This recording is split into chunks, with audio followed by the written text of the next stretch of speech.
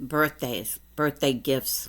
What do you buy your 2-year-old little sister for her birthday? Well, Suzuki, in 1918 was walking down the street looking for his little sister, OKiKu. Perfect birthday gift. She was 2 years old, and the things that you usually buy a 2-year-old little girl is a doll. Something that she can hold on to and love. And pretend maybe to be its mommy. Now, 2 years old, that's a fantastic age. They're happy with just about anything, but at 17 years old, Ekich, excuse me, I know I'm not pronouncing it right, but Ekich thought, yeah, I'm looking for something special. So then he seen it. It was little doll dressed in a kimono, and it was fantastic. It was perfect for his little sister because it looked like his little sister. The doll's hair was raven black and her eyes were coal black that sucked you into their gaze. So when you like shimmered. OKiKu played with that doll so much every single day, and her eyes just lit up like stars when she'd unwrap the gift from her older brother. She was so happy that he had never seen her as happy as then. Now, with the 2-year-old, she was inseparable with this doll that she had received from her older brother. She had loved it. She'd taken care of it. She'd brush its hair. She would bathe it. She would change its clothes. She would hold on to it with all of her might.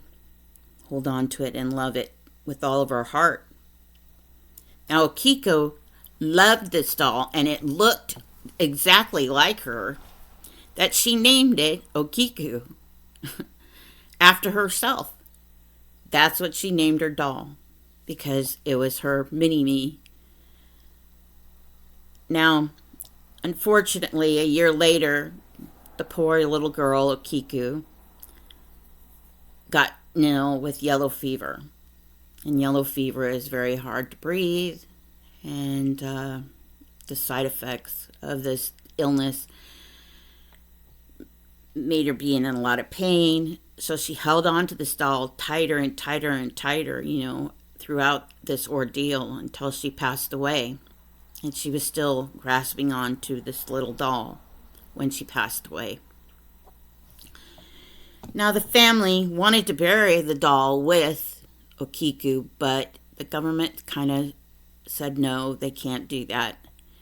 And I think it's because if you had a contagious disease like yellow fever, they couldn't bury it in the ground for the soil, for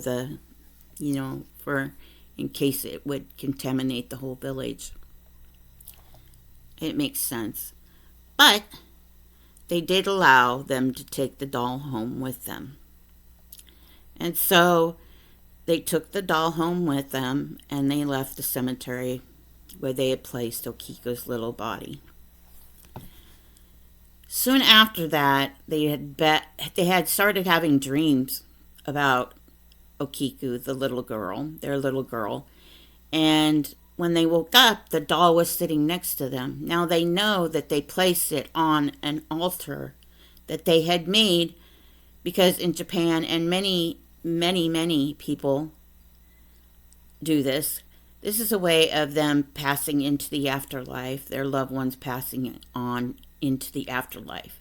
They would make a shrine to their deceased loved ones, and they would place a photo, or maybe their ashes.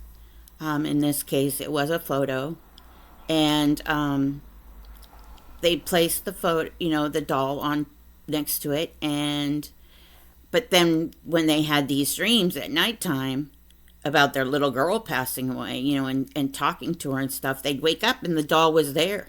It wasn't where they put it. And then it started getting more and more into like haunted doll stuff, weird noises, um, banging, voices, uh, things like that, things moving. And so they went to their local spiritualism type clergyman and they asked him, hey, what's going on? Um, and they said that it probably was nothing, and they kept the doll. It wasn't harming anything, but the other thing was the doll kept on growing hair. Now, when it started off, normally the doll had typical, chin length hair, straight across, cut. But as time went by, the hair grew and it started growing past her waist, down her back. And it was different kind of hair. It was more of a fuzzy, sometimes it came in different color than the coal black. And it was odd, very, very, very, very odd. So, of course, the mother and father thought that it was their little girl that was still inside this doll's, and her spirit had went inside her doll when she passed away. So they wanted to keep it around them as much as they possibly could because they loved their little girl, of course. And so with the OKiKu, the doll, they kept it until they had to relocate into a different part of Japan. And they didn't want to leave. They didn't want to separate the doll and the gravesite of their beloved little girl. So they asked the clergymen and their spiritualism men in the little village that they lived in if they would take it. And of course, they said yes, they would take it, and they would put up a little shrine for it and have their little, candles and all of it sitting up for that doll. But as the hair kept on growing and growing and growing, even with this clergyman and stuff, and they had blessed it and everything, even with the clergyman and at the church that the family had left it, in, they cut off little pieces of the hair because the hair kept on growing. So they cut off pieces of the hair and they sent it to get analyzed. Now, the analyzation came back. The conclusion came back that it was real human hair. Now, is this part of the theory of when we pass away, does our nails and our hair grow still? I mean, a lot of people would say no, they don't. It's just because our skin and everything is falling backwards or deteriorating, and it makes it look that kind of an illusion. But does it? How do you explain this doll having its hair keep on growing, after years of passing, the little girl's passing, or growing at all? Doll hair don't grow. And yes, you can buy dolls now, but in 1918, 1919, how can a doll's hair keep on growing and growing and growing to 2023? Because the doll is still there in Japan. And you can go visit this doll in a private shrine in Mahan Ji Temple in the town of Akwanzaiwa.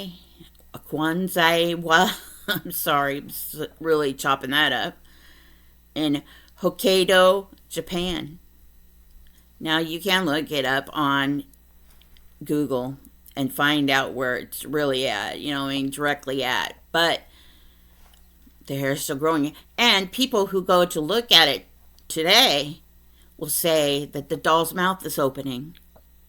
And if you look really deep inside her mouth, they say through the teeth there are vines growing and around the tongue. You could see the vines and stuff growing through. Now, is it the body of the little girl that is in the grave that the vines and stuff are growing through her deceased body, her shell, that these people are seeing? Who knows? It could be folklore. It could be true. but you can go and see this doll. And with OKiKu, it's supposedly a very friendly doll. It does no harm to people. And there's no harm as they know it. It's that little girl's spirit. Now, if you like these stories about haunted dolls, I've done a few. In fact, I did the Island of the Haunted Dolls. And I've done Peggy, the one that you cannot even look at a picture of Peggy without having side effects. And I've done Robert the doll. And of course, Annabelle, that has given people car accidents and death. So what makes the haunted doll? Is it because we love them so much that our spirits go inside them? A part of us goes inside these dolls? Maybe. I think so. I mean, how can you love something so much that you cannot, or is it because we left them as we grew up, we outgrew them, and they are mean and spiteful, or that they feel hurt because we've just forgotten about them? Or it could be a bad spirit that thought there's an empty vessel and I'm going to inhabitate it. Who knows? But it's fascinating, isn't it? It's fascinating to think about things like that, because we really don't think about things like that. Secondhand dolls that we see in a store and we have to buy, or at a garage sale. Or we just find one sitting near a tree with a blindfold on. And if we touch it, or if we look at it as we're gazing upon all of these different things, or doing investigations on haunted places, how do we know that we're not going to pick up something and carry it home with us? Or is that the thrill of it all? I think so. In fact, now I mention again, with Peggy, I did get a rash. Now, was it because of Peggy? Maybe. You have to look on the video that I did for Peggy. But, yeah. I do have one more doll in this part of my segments that I would like to discuss, and that'll be for next Fear Friday. And that is Harold the doll. Now, Harold the doll supposedly has a heartbeat. And you can get on a website and ask it questions. And the gentleman that owns Harold the doll will give you the answers. Now, is this a scam? Is it true?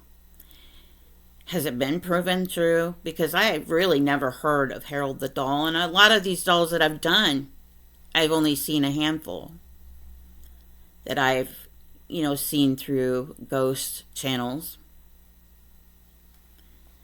But thank you. Thank you for watching this. Please like and subscribe. Share some kindness and shine your light for those in the dark, because you never know who may need it. Peace.